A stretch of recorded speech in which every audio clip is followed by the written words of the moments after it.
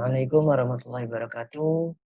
Kami dari kelompok 1 ingin mempresentasikan tentang Project Schedule Management. Sebelum memasuki pembahasan, yang pertama kami memperkenalkan diri kami terlebih dahulu.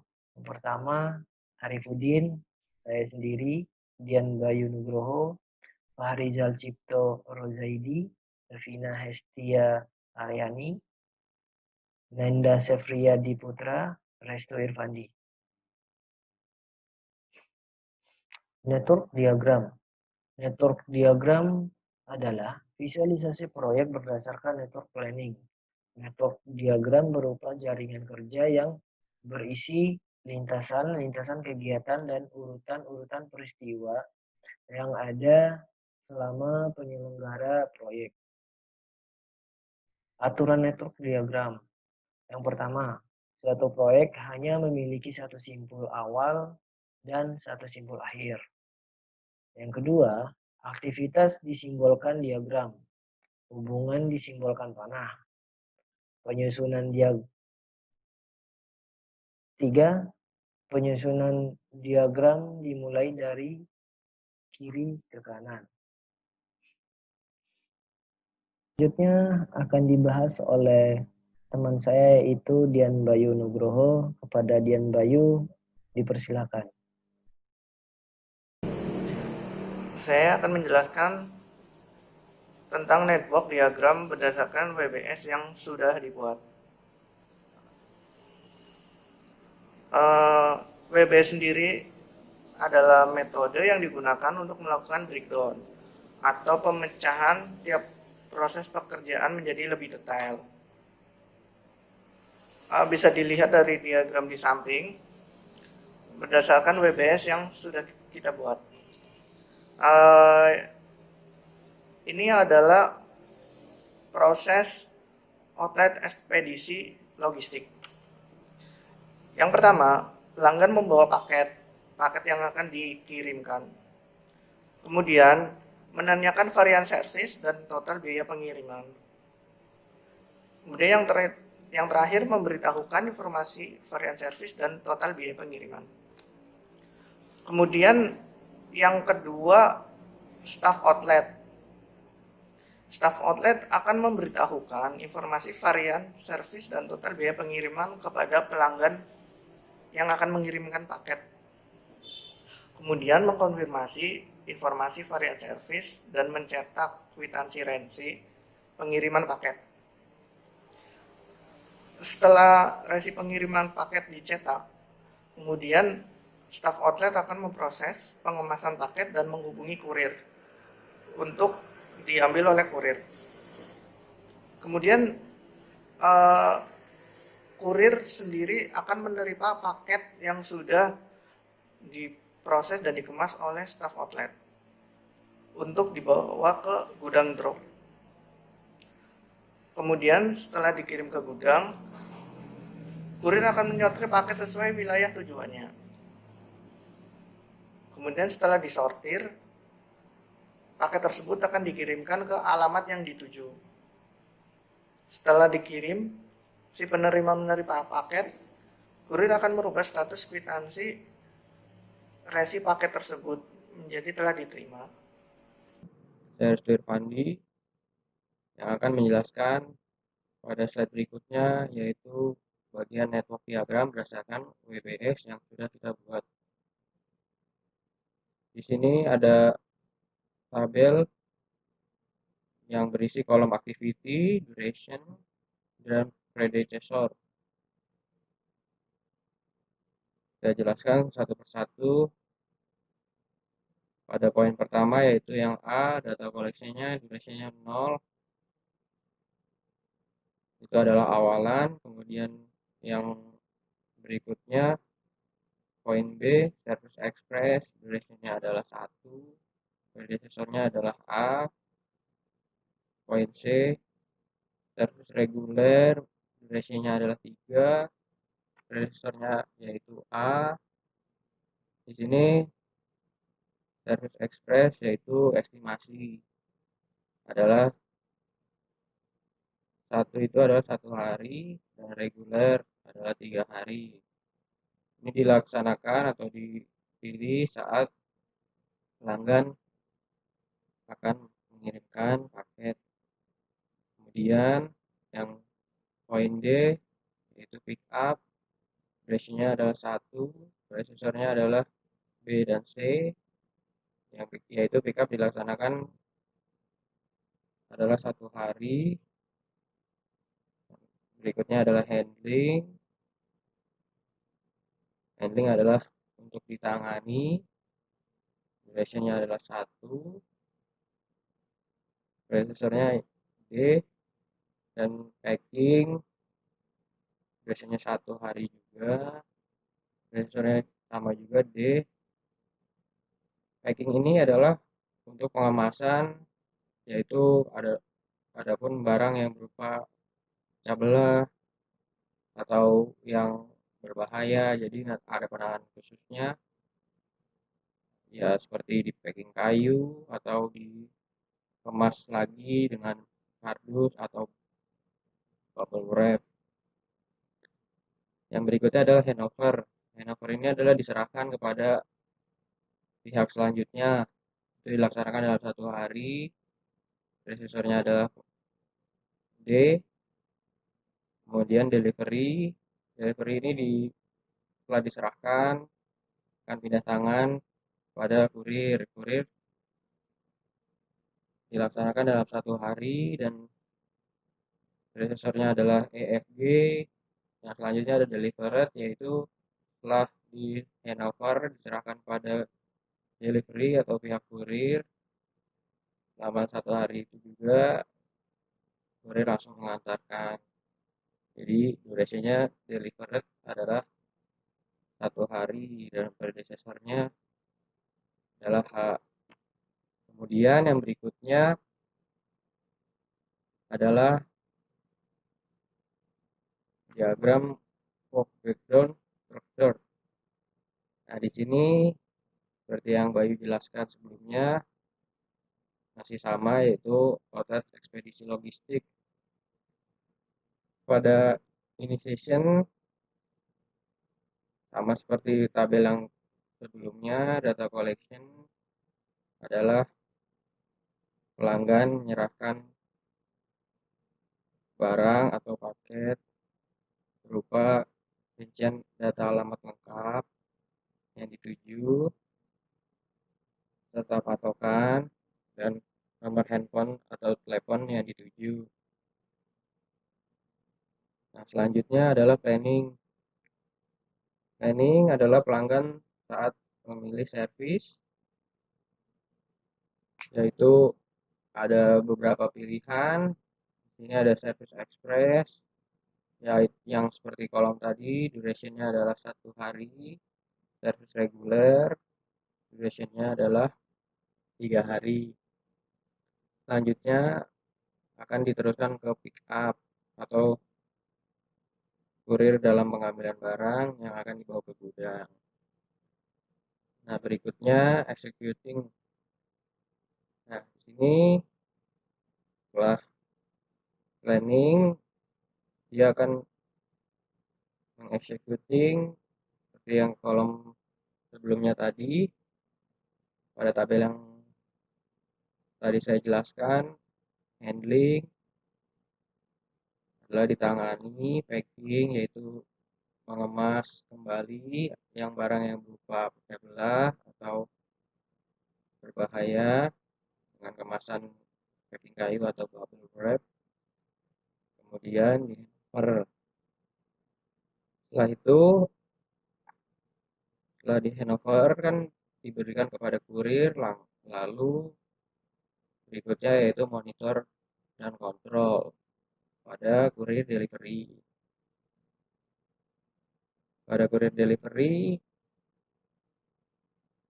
itu akan diantarkan kepada pihak penerima sesuai data lengkap yang pada di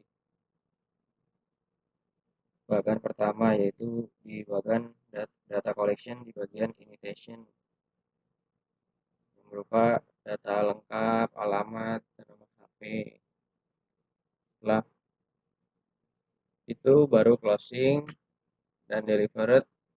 Jadi barang itu sudah sampai atau sudah dikirim atau sudah diterima kepada penerima.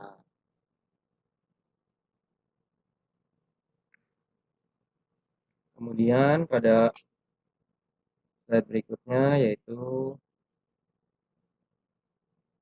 start. Ini saat pelanggan menitipkan atau ingin mengirim barang. Poin A ini dia akan memilih servis yang dua pilihan tadi. Yang B kita contohkan express, yang C adalah reguler. Kemudian berikutnya yang D adalah pickup, dan di sini akan dipecah E, F, G, yaitu E adalah handling, F adalah packing, G adalah handover. Dan selanjutnya pada H, yaitu ini adalah bagian delivery, dan I adalah bagian akhirnya, yaitu delivered, kemudian selesai. D ke E, ke F, dan G kalau seumpama dia menggunakan atau pelanggan menggunakan Express, dia akan menangani pada hari itu juga EFG secara satu staf saja. Namun kalau yang servis reguler itu akan menangani beberapa staf, dan selanjutnya akan berbeda pada estimasi hari seperti tabel yang pertama tadi yang saya jelaskan di slide awal tadi, yaitu Express estimasinya duration days-nya adalah 1 hari, namun kalau reguler adalah durasinya 3 hari. Demikian presentasi dari saya, kurang lebihnya mohon maaf. Assalamualaikum warahmatullahi wabarakatuh. Ya, selanjutnya adalah tugas pengembangan daftar aktivitas menjadi sebuah network diagram. Berikut tabel daftar aktivitasnya. Yang pertama ada activity atau yang bisa disebut aktivitas. Yang kedua ada duration yang bisa disebut durasi untuk setiap aktivitas dalam satuan hari. Yang ketiga ada predecessor yang bisa disebut pendahulu dari aktivitas tersebut.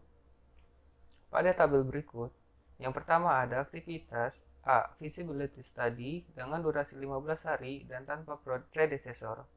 Yang kedua, ada aktivitas B. Create Design dengan durasi 10 hari dan predecessor A. Sedikit penjelasan. Pada aktivitas B, Create Design yang memiliki predecessor A ini memiliki arti aktivitas ini tidak bisa dilakukan apabila aktivitas A belum selesai. Begitu juga dengan aktivitas yang lain memiliki predecessor yang lainnya. Selanjutnya, yang ketiga, ada aktivitas C. Hiring Ops Team dengan durasi 25 hari dan predecessor A. Keempat, ada aktivitas D. Prepare Site dengan durasi 45 hari dan predecessor B.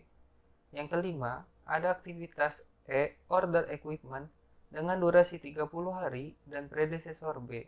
Selanjutnya, yang keenam, ada aktivitas F. Install Equipment dengan durasi 15 hari dan predecessor D dan E. Yang ketujuh, ada aktivitas G. Testing dengan durasi 5 hari dan predecessor C dan F. Dan yang terakhir, ada aktivitas H. Commission System dengan durasi 3 hari dan predecessor G. Selanjutnya adalah network diagram dari tabel daftar aktivitas tadi. Seperti yang kita ketahui, aktivitas A, Feasibility Study, tidak memiliki predecessor. Maka setelah start yang dituju adalah aktivitas A, feasibility study. Selanjutnya, yang dituju adalah aktivitas yang memiliki predesesor A, yang berarti aktivitas B, create design, dan aktivitas C, hiring of team. Kemudian, yang dituju adalah aktivitas yang memiliki predesesor B, yang berarti D, prepare site, dan E, order equipment. Dan selanjutnya, yang dituju adalah aktivitas yang memiliki predesesor B, maksud saya predesesor D dan E, yang berarti aktivitas F, install equipment.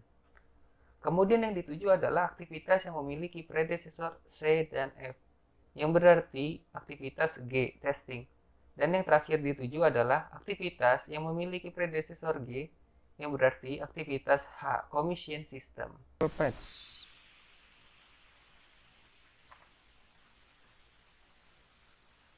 Critical paths merupakan alur yang terpanjang di dalam sebuah network, namun merupakan waktu tercepat untuk menyelesaikan suatu proyek. Critical path atau jaringan kritis pertama kali dikembangkan oleh Dupont, Nemours and Co. Metode untuk penjadwalan suatu proyek besar merupakan suatu keseimbangan antara waktu dan biaya, yaitu time to cost trade-off. Metode jaringan kritis memperkirakan jadwal waktu yang ekonomis yang didasarkan atas biaya langsung untuk meriset waktu penyusunan komponen-komponen. Memperkirakan jadwal yang optimal dengan memperhatikan biaya langsung dan tidak langsung. Pengembangan analisis critical path menjadi sebuah critical path. Yang pertama ada activity, duration atau hari, dan predecessor. Di activity yang pertama ada feasibility study, durasinya 15, predecessornya tidak ada. Creation, durasinya 10 hari, predecessornya A. Yang berikutnya C, hiring of team, 25 hari, predecessornya A. Yang berikutnya D, prepare set, 45 hari, predecessornya B. Yang berikutnya E, order equipment, 30, predecessornya B. Install equipment, durasinya 15 hari, predecessornya D, E. Yang berikutnya testing, 5 hari, predecessornya C, F. Yang terakhir adalah commission system, durasinya 3 hari, predecessornya G. Ya, terima kasih atas perhatiannya. Selanjutnya akan dijelaskan oleh saudari Levinia. Seperti yang sudah dijelaskan pada tabel analisis critical path sebelumnya, yang nantinya dari tabel tersebut akan membentuk beberapa jalur critical path. Dapat dilihat dari slide, terdapat 3 jalur yang terbentuk dari tabel analisis critical path tersebut. Seperti yang kita ketahui, critical path merupakan model kegiatan proyek yang digambarkan dalam bentuk jaringan dengan alur terpanjang dan waktu yang terpanjang juga. Di sini terdapat 3 jalur. Jalur pertama dari A ke B ke D ke F ke G ke H membutuhkan waktu 93 hari. Dan di sini jalur keduanya dari A ke B ke D ke E ke G ke H membutuhkan 78 hari. Jalur ketiga dari A ke C ke G ke H membutuhkan 48 hari. Di sini juga terdapat bentuk dari critical path yang terpilih. Karena jalur yang tepat adalah jalur yang pertama, maka dari start ke A, ke B, ke D, ke F, ke G, dan ke H.